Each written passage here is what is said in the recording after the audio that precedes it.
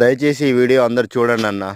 ఎందుకంటే ఏవేవో పనికిరాని యూట్యూబ్‌ల వీడియోలు చూస్తా ఉంటారు. దాని అర్థం పర్థం లేని వీడియోలు గూడా లైకులు కొడుతుంటారు. కానీ మా రైతులయి మాత్రం వీడియోలు ఎవరు చూడరు, లైక్ చేయరు, ఆదరణ అస్సలు లభించదు. మరి ఆ రైతులు ఏం పాపం చేసినో తెలవదు గానీ, ప్రకృతి అట్నే రైతులను నష్టం చేస్తుంది. ప్రభుత్వాలు నష్టం చేస్తాయి. ప్రతి ఒక్కరు రైతునే నష్టం చేస్తారు గానీ, వాళ్ళ బాధలు, కష్టాలు చెప్పుకోవడానికి ఒక యూట్యూబ్ లాంటి దాంట్లో గూడా ఎవరు సరిగ్గా ఆదరణ లేకపోతే ఎట్లా అన్నా? అందరికీ అన్నం గావాలి. అందరు తినడానికి అన్నం గావాలి. ప్రతి ఒక్కటి గావాలి గానీ, రైతుల బాధలు, రైతుల కష్టాల గురించి వాళ్ళు చేసే వీడియోలు మాత్రం ఎవరికీ అవసరం లేదన్న. ఎందుకన్నా అంతగా ఏం పాపం చేసిర్రు రైతులు?